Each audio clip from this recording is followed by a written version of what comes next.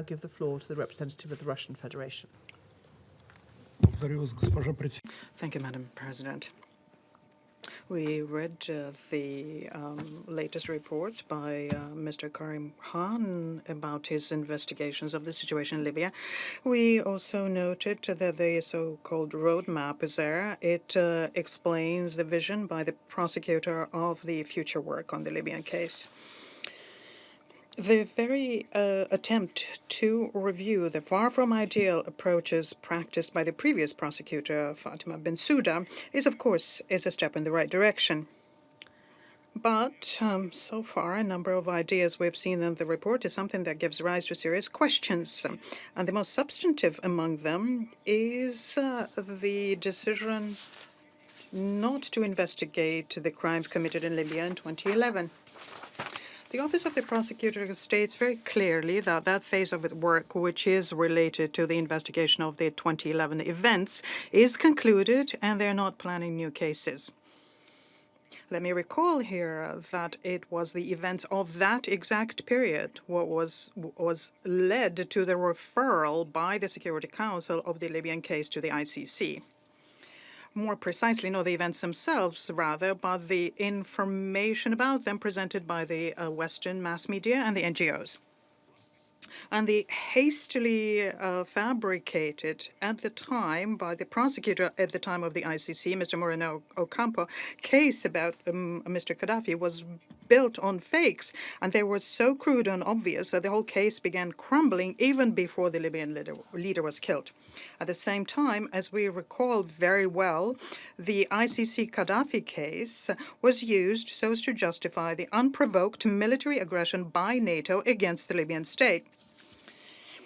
And the Western countries committed a gross violation of the Security Council Resolution 1973 provisions when they considered that the introduction of a no-fly zone was their carte blanche for carpet bombings of a sovereign and at the time prosperous Libya. And the outcome of all that is very well known. Civilians died, there was chaos and devastation in the country, mass flows of migrants. Up to this day, Libya continues suffering from the consequences of NATO action in 2011. Overall, everything that was charged against Mr. Gaddafi and was used by the West to eliminate Gaddafi and destroy the country cannot be compared with the suffering that Libya went through as a result of the NATO invasion and what followed that, namely years of chaos, power vacuum, and civil war. We would like to most particularly underscore one more point. What happened, what was done to Muammar Gaddafi happened with the connivance and the full approval of American officials. Let us just recall the smile and the comments made by the Secretary of State at the time, Hillary Clinton, when she was commenting on Gaddafi's case. She said, "We came, we saw, he died."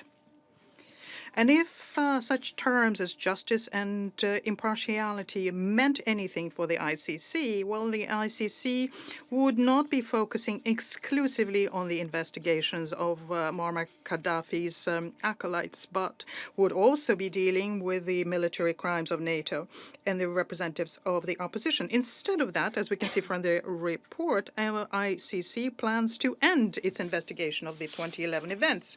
So what we end up with is that according to the prosecutor, in addition to the brutally murdered Muammar Gaddafi, no one else bears a responsibility for the disaster, the catastrophe in Libya. And this is astonishingly one-sided. What is being mentioned so frequently by the Western countries, namely the principle of inevitable, inescapable punishment, this principle ceases to function when it comes to their own action. And I would like to put the question to Prosecutor Khan. Who will be held responsible for the crumbling of the Libyan statehood and the years of suffering by its people? Why is it the ICC has no questions having to do with the extrajudicial killing of Muammar Gaddafi? Is this something that we consider, that the ICC approves a policy of overthrowing undesirable governments and the killing of leaders of sovereign states? We are convinced that a comprehensive analysis of the tragic events of 2011, with the objective take into account of the roles and responsibility of all parties, is something that needs to remain within the focus of the ICC. And without that, talking about justice or about this so-called victim rights-based approach would be pure hypocrisy. In conclusion, let me just say a few words about the current situation in Libya. It is only today, 10 years almost, since the time of the NATO aggression, we are seeing positive moments in overcoming the very deep political crisis in the country.